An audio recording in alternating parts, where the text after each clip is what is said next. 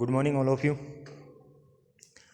Today will be discuss about pico यानी RNA virus, जिसमें disease होगा पोलियो। मॉर्फोलॉजी होगी पोलियो की नो इन्वेलप, इसमें कोई भी इन्वेलप नहीं होगा। शेप क्या रहेगी? स्पेरिकल शेप रहेगा। जीनोम इसका रहेगा SS-RNA और टेम्परेचर रिक्वायर्ड इज -20 से लेकर -70 डिग्री सेल्सियस रहेगा और फिर -4 degree Celsius for few month के लिए भी टेम्परेचर रह सकता है। रूट ऑफ ट्रांसमिशन इन्फेक्शन का सबसे पहले रहेगा ओरल एंड रेक्टल रूट, यानी ओरल के थ्रू और रेक्टल रूट के थ्रू ये अपनी बॉडी के अंदर एंट्री मारेगा। और फेरेंजियल सेक्रेशन होगा, मतलब जो फेरिंग्स है उसके द्वारा सेक्रेशन होता रहेगा। Pathogenicity, virus enters via the GIT route. जो वायरस है पोलियो का वो सबसे पहले अपनी GIT रूट के थ्रू अपनी बॉडी के अंदर एंट्री मारेगा। उसके बाद में infection enters into the mucosal layer via the GIT। अब जो इन्फेक्शन है वो क्या करेगा? म्यूकोजल लेयर के अंदर एंट्री मारेगा और वो भी किसके थ्रू? GIT रूट के थ्रू। फिर next line, now infection transfer the sub mucosa.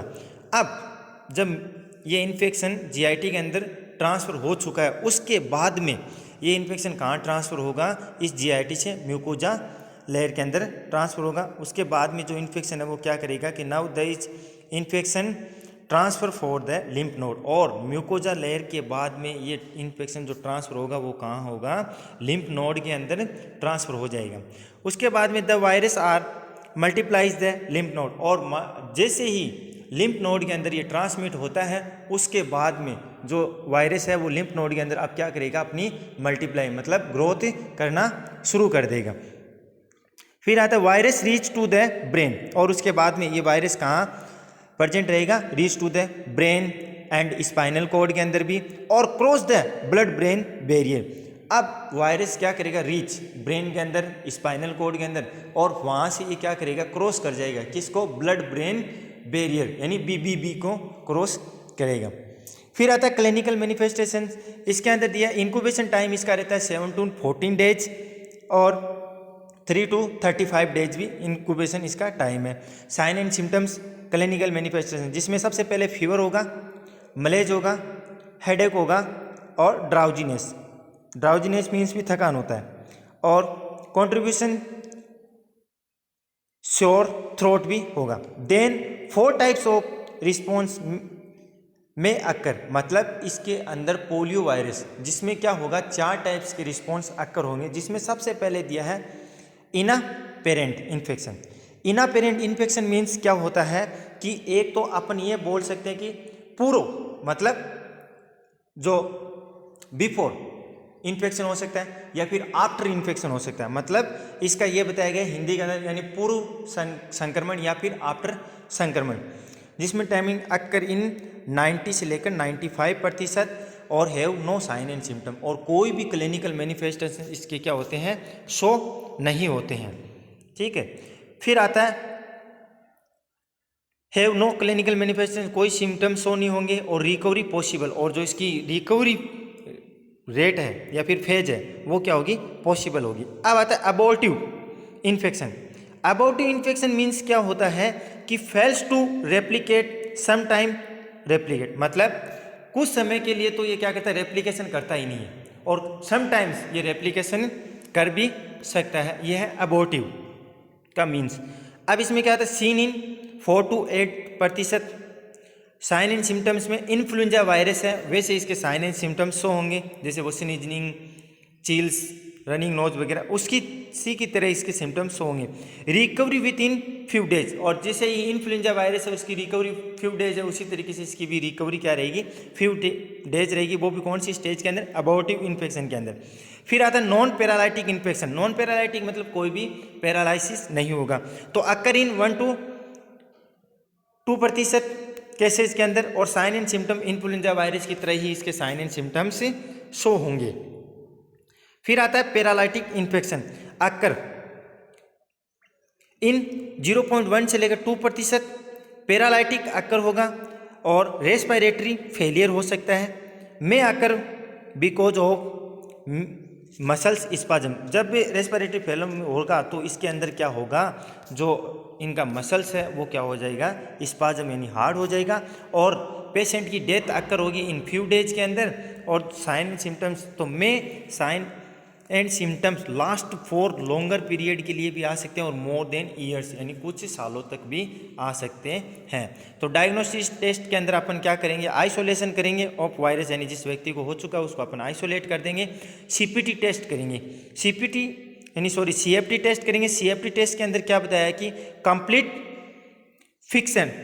Fixation test, जिसमें बताया गया है कि कंप्लीट फिक्सेशन टेस्ट क्या होता है कि भी in this test mainly check for immunological medical test, जिसके अंदर अपन क्या चेक करेंगे कि भी can be detect the present of either antigen and antibody. के भी सीएफटी है, इसके अंदर अपन क्या करेंगे कि जो एंटीजन और एंटीबॉडी है वो कितनी अमाउंट में वहाँ पर प्रेजेंट है, यह इसका अपन टेस्ट करेंगे। किसके अंदर, सीएफटी के अंदर इस चीज़ को अपन चेक करेंगे। फिर आता है ट्रीटमेंट के अंदर अपन इसको वैक्सीनेशन देंगे। तो वैक्सीनेशन के अंदर फर्स्ट इनएक्टिवेटेड पोलियो वाली वैक्सीन देंगे, second live attended polio vaccine भी अपन दे सकते हैं। नेक्स्ट डिजीज अपना स्टार्ट करते हैं, रूबेला वायरस।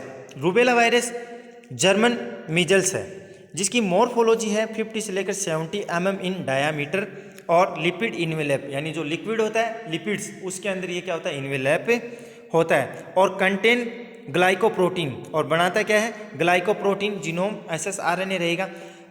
पैथोफिजियोलॉजी के अंदर सबसे पहले ये चाइल्डहुड इन्फेक्शन है, पोस्ट नेटल और कंजेनाइटल भी है। उसके बाद में पोस्ट नेटल रूबेला है, उसके बारे में बताया गया है कि भी infection enters via the respiratory route. जो पोस्ट नेटल रूबेला है उसके अंदर जो इन्फेक्शन है वो इंटर्स होगा रेस्पिरेटरी रूट के थ्रू और मल्टीप्लिकेशन अक्कर, और रेस्पिरेटरी रूट के थ्रू एंट्री मारते ही ये क्या करेगा, मल्टीप्लिकेशन स्टार्ट कर देगा। फिर आता है infection reach to the lymph nodes and multiplication occur.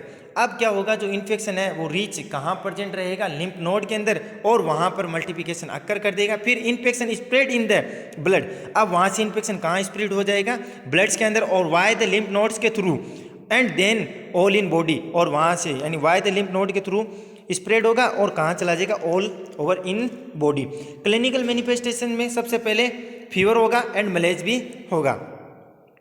After 2 days यानी आफ्टर 2 दिन के बाद में इसमें बताया गया है कि भी maculopapular rashes develop on whole body. इसका मीन्स क्या होता है कि जो फ्लैट और रेस्ड जो रेसेस है वो ऑन वूल बॉडी यानी स्किन के ऊपर आ जाएंगे। फिर है कंजेनाइटल रूबेला, इसके अंदर virus then cross the placenta. ठीक है, सबसे पहले जो वायरस है वो क्रॉस किसको करेगा, प्लेसेंटा को, barrier and infection then fetus, और कहाँ चला जाएगा, इन्फेक्शन फिटस के अंदर चला जाएगा। फिर आता है नेक्स्ट इसमें कि replication occur with the growing cells of fetus. अब जो रेप्लिकेशन है वो स्टार्ट कहाँ हो जाएगा, ग्रोविंग सेल्स ऑफ फिटस। जो फिटस सेल्स है वो ग्रोथ कर रही है तो उसके अंदर ये रेप्लिकेशन करना स्टार्ट कर देगा। अब virus then affect the growth of fetus. अब ये वायरस क्या करेगा, उस फिटस की जो ग्रोथ हो रही है उसको ये अफेक्ट करेगा। फिर आता है कॉम्प्लिकेशन में डीपनेस आई होगा, हार्ट डिफेक्ट हो सकता है, हार्ट डिफेक्ट में टेट्रोलॉजी ऑफ फेलेट होगा, कंजेनाइटल और वो ओल फेरा वाला, ये सब उसमें डिफेक्ट हो सकते हैं। MM यानी MR तो मेंटल रिटार्डेशन भी हो सकता है, एंड DM तो डायबिटीज मेलाइटिस भी हो सकता है। डायग्नोसिस के अंदर अपन क्या करेंगे, सबसे पहले इसको आइसोलेशन ऑफ वायरस यानी जिस पेशेंट में है उसको आइसोलेट कर देंगे, एलाइजा टेस्ट करेंगे, टॉर्च टेस्ट करेंगे।